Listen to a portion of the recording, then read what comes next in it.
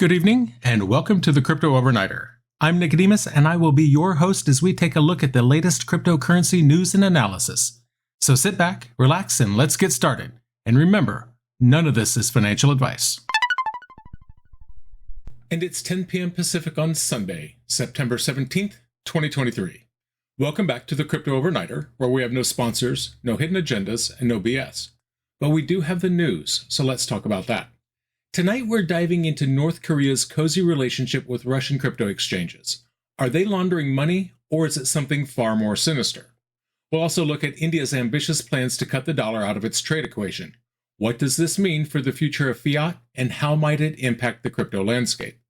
Then we'll discuss the Hong Kong Monetary Authority's stern warning to crypto firms misusing the term bank. And don't think we're ignoring the bankruptcy saga of FTX and their reopened claims portal. Last but not least, some big names weigh in on the future of fiat and crypto. Fasten your seatbelts, it's gonna be a ride. Hacking groups linked to North Korea are increasingly using Russian exchanges to launder stolen cryptocurrency. Chainalysis noted this shift in strategy. The blockchain analysis firm also highlighted a recent transfer of $21.9 million stolen from the Harmony protocol to a Russian exchange known for illicit transactions. This move coincides with the summit between Kim Jong-un and Vladimir Putin. UN sanctions monitors are also noting North Korea's evolving cyber tactics aimed at funding its nuclear programs. Elliptic, another analytics firm, reported that North Korea's Lazarus Group is responsible for the theft of almost $240 million in crypto in just 104 days. The group has been linked to 5 major crypto hacks in the last 3 months, including a $54 million hack of the global cryptocurrency exchange Coinex. Chainalysis data shows that the value of stolen cryptocurrency associated with North Korean hacking groups exceeds $340.4 million so far in 2023, compared to $1.65 billion last year.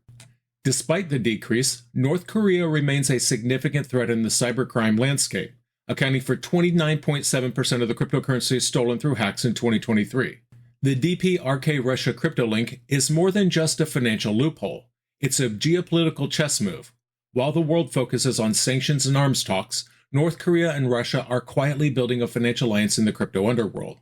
This isn't just about money, it's about power, influence, and a shared disdain for Western sanctions. Chainalysis and Elliptic aren't just telling us about hacks, they're exposing a growing alliance that could reshape the crypto landscape. Russia's non-compliance with international efforts gives North Korea the perfect cover to continue its operations. It's a symbiotic relationship where both nations benefit at the expense of global financial security. The drop in the value of stolen assets this year could be a smokescreen. North Korea's share of crypto hacks may have decreased, but let's not forget they still account for nearly a third of all stolen crypto this year. In a world increasingly dependent on digital assets, the DPRK-Russia Crypto Link is not just a financial concern, it's a security crisis. It's a glaring example of how decentralized finance can be weaponized. As long as Russia turns a blind eye, the crypto world will remain a battlefield where the DPRK can operate with impunity. We've just unraveled the shadowy links between North Korea and Russian crypto exchanges. From one geopolitical chessboard to another, let's pivot to India's audacious move to cut the US dollar from its trade equations. How's that for a change in global power dynamics? But first, if you're enjoying this deep dive, hit the subscribe button. India and the UAE settled oil trade in local currencies. India purchased 1 million barrels of oil from the UAE and paid in rupees. India also bought gold worth $1.7 million from the UAE. These deals occurred in mid-August. India and Saudi Arabia are also in talks to settle trade in local currencies. India is negotiating with over 20 countries to abandon the US dollar in bilateral trade. This follows the BRICS expansion, which included Saudi Arabia, the UAE, Iran, Argentina, Egypt, and Ethiopia. India has already executed transactions with the UAE in the rupee and is discussing economic dealings with Saudi Arabia in its local currency. India expects to reach its economic growth target of 10.5%. This comes after the BRICS expansion, which has now led to new opportunities for India. The country's finance minister, Nirmala Sitharaman, confirmed these negotiations and expressed optimism about India's economic growth rate. As we've covered recently, there is still speculation about India renaming itself to Bharat. This would cost India $1.68 billion, requiring changes to official documents like passports and bank details. However, there is no official confirmation from the government of India about this renaming. The BRICS alliance is making moves that could send shockwaves through the global economy, particularly affecting the US dollar. By settling oil trades in local currencies, BRICS countries are directly challenging the dollar's position in the world. This is a geopolitical maneuver aimed at reducing dependency on a currency that has long been a tool for American influence. India is at the forefront of this shift. By negotiating with over 20 countries to abandon the dollar, India is not just diversifying its economic portfolio, but also making a political statement. It's a clear message to the US and other Western powers. The era of dollar dominance could be waning. The timing is crucial. India's ambitious 10.5% economic growth target aligns with these bold moves. It's all about economic independence. The BRICS expansion serves as a catalyst, adding more countries to this anti-dollar alliance. Now, let's talk about the elephant in the room, India possibly renaming itself to Bharat. While this might seem like a cultural or a nationalistic move, it's deeply tied to these economic shifts. Renaming a country isn't cheap. The fact that this is even under consideration indicates India's growing confidence in its economic and political standing.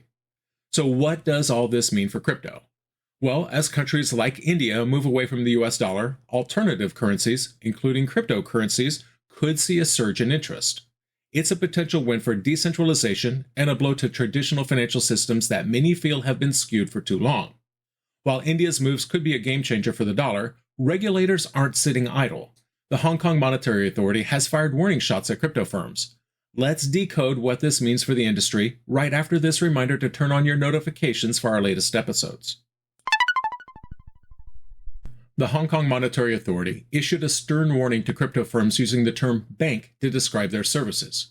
The authority stated that these firms are misleading the public into thinking that they're regulated by the HKMA, which is not the case. The warning comes after the Hong Kong Securities and Futures Commission called out a virtual asset trading platform named JPEX. They were allegedly engaged in similar misleading practices. The HKMA clarified that only licensed banks, restricted licensed banks, and deposit-taking companies can legally use the term bank in Hong Kong. Crypto firms are also prohibited from describing their services as akin to banking or using terms like deposits.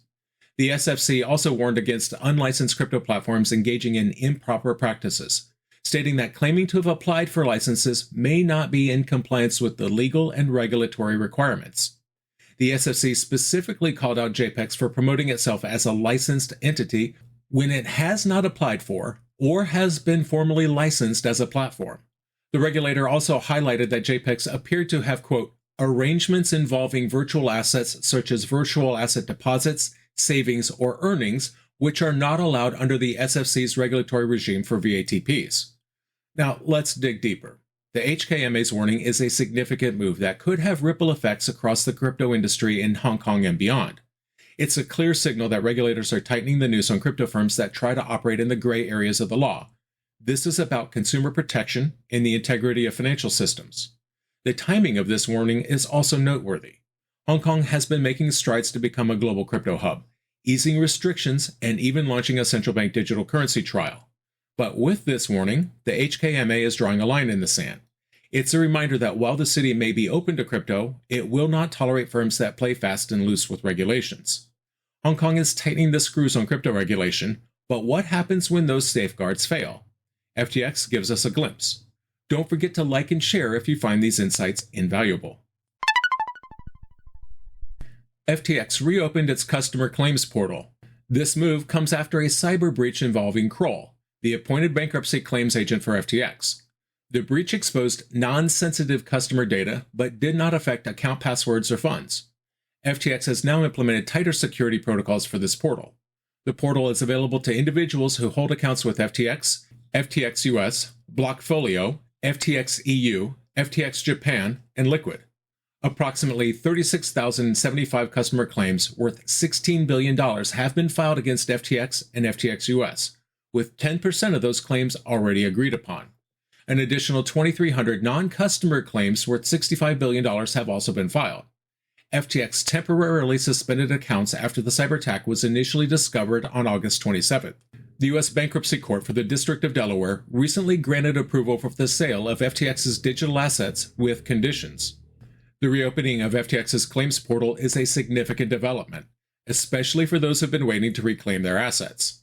The cyber breach, while concerning, didn't compromise the core security features like passwords and funds, which is a silver lining here. But let's not forget, this is a bankrupt exchange we're talking about. The fact that they had to shut down the portal due to a cyber attack raises questions about the robustness of their security measures. FTX's decision to freeze accounts was a precautionary step, but it also shows the vulnerability of centralized systems. This is a good reminder. Don't just blindly trust centralized systems of any kind. The approval from the U.S. Bankruptcy Court to liquidate FTX's digital assets is another twist. It's a clear indication that the legal system is catching up with the crypto world, but not necessarily in a way that benefits the average crypto enthusiast. So what's the takeaway here? Be cautious where you park your assets. Centralized systems, no matter how secure they claim to be, are not invincible, and when they fall, it's the users who bear the brunt.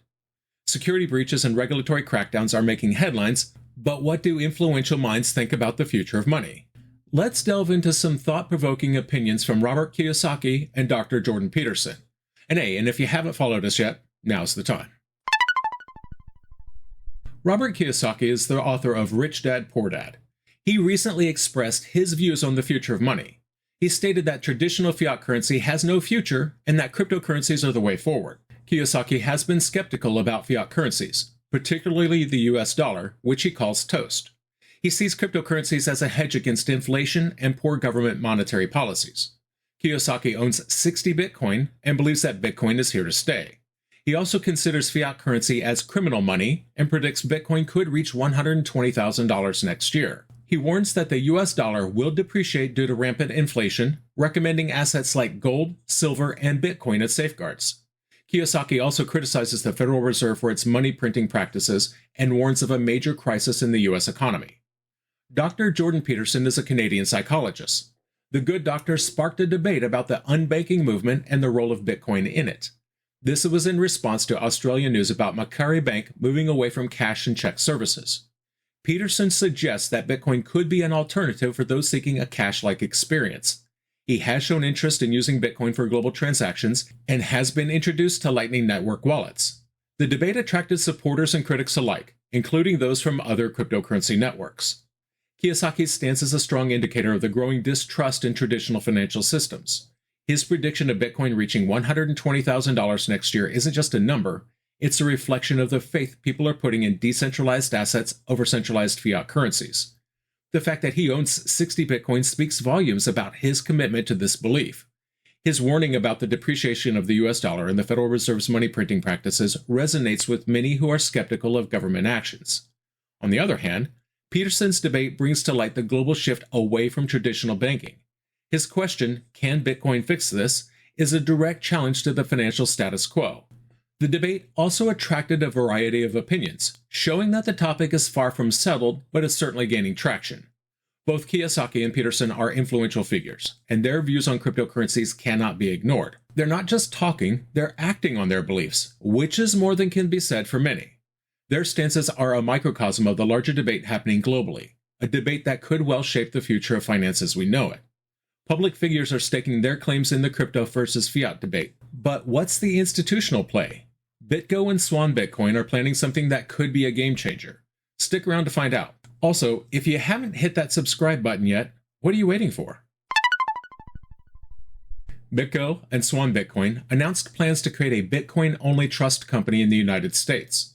The trust aims to target institutional investors such as asset managers, pension plans, family offices, governments, and company treasuries. The joint venture is pending regulatory approval. The trust will handle activities like Bitcoin custody, administration, and management on behalf of its beneficiaries. The companies are in contact with state regulators but have not yet filed for regulatory approval. BitGo offers digital asset security and custody for over 700 cryptocurrencies, while Swan is fully dedicated to Bitcoin. The new venture will offer cold storage, fraud prevention, anti-money laundering, and know your customer protocols, among other Bitcoin-related services. The new firm will be the first Bitcoin-only trust company and will combine regulatory compliance experience, Bitcoin cold storage technology from BitGo, and Swan's expertise with fraud prevention, onboarding, and AML KYC requirements. Swan projects a 50% increase in revenue to over $75 million by the end of the year. BitGo recently raised $100 million in a Series C funding round at a $1.75 billion valuation. These funds will go to expanding solutions, including its custody and wallet services. BitGo also plans to use the funds to facilitate strategic acquisitions. Swan Bitcoin transitioned from Prime Trust to Fortress Trust and BitGo just a few months ago. Last week, Ripple announced it was acquiring Swan Bitcoin's major custodian, Fortress Trust. This presented a problem for Swan, given that since 2022, Swan Bitcoin CEO Corey Clipston has been alleging criminal conduct by Ripple executives. Fortress Trust has reportedly lost considerable funds from its hot wallets in the security incident. Swan Bitcoin stated that while Fortress did lose funds, it did not impact any of Swan Bitcoin's customers. The move by BitGo and Swan to create a Bitcoin-only trust company is a significant development. It's a clear signal that the industry is maturing and that there's a growing demand for specialized Bitcoin-only financial products. The pending regulatory approval is a hurdle, but it's also a necessary step for legitimization. If approved, this could set a precedent for other Bitcoin-only financial products and services, further isolating Bitcoin from the broader, riskier crypto market. This is a win for Bitcoin purists and could be a significant step toward making Bitcoin a more mainstream asset, especially among institutional investors who are often wary of the regulatory gray areas in the crypto space. The trust's focus on institutional investors is also noteworthy. These are the big players whose entry into the Bitcoin market could trigger a new wave of adoption and price stability. They're also the ones who can influence regulatory decisions, so their involvement is crucial for the long-term success and stability of Bitcoin. The issues around Fortress Trust highlight the risks involved in the crypto custody space. It underscores the need for robust, secure, and specialized solutions like the one BitGo and Swan are proposing. This is not just about holding Bitcoin, it's about holding it in a way that minimizes risks and maximizes security, which is exactly what the crypto world needs right now. So, what happened? In the world of hacking, North Korea seems to be building a financial alliance with Russia, laundering stolen crypto through Russian exchanges. This alliance is a geopolitical power play that's evading sanctions and influencing the crypto landscape. Over in the BRICS countries, India is making bold moves to ditch the US dollar in bilateral trade, signaling a potential shift in global economic power dynamics. This is a stride towards economic independence and decentralization. The Hong Kong Monetary Authority is cracking down on crypto firms misusing the term bank. This move highlights the tightrope crypto companies walk between innovation and regulation, making it clear that consumer protection is a priority. FTX reopened its customers' claims portal after a cybersecurity breach. While no funds were stolen, the incident raises questions about the robustness of security measures in centralized systems. Robert Kiyosaki and Dr. Jordan Peterson weighed in on the debate around the future of money. Kiyosaki is betting on crypto as the future, while Peterson sparks a discussion on the potential of Bitcoin in the unbanking movement. In the institutional sphere, BitGo and Swan Bitcoin are planning to establish a Bitcoin-only trust company, aiming for regulatory approval. If successful, this could be a significant step toward Bitcoin becoming a more mainstream asset, particularly among large institutional investors. And that's going to do it for us tonight. I want to thank you, my listeners, because when you stop listening, I will stop talking. If you enjoyed tonight's show, then please like, follow, subscribe, leave a rating, or maybe a review. And in the meantime, we'll see you tomorrow night.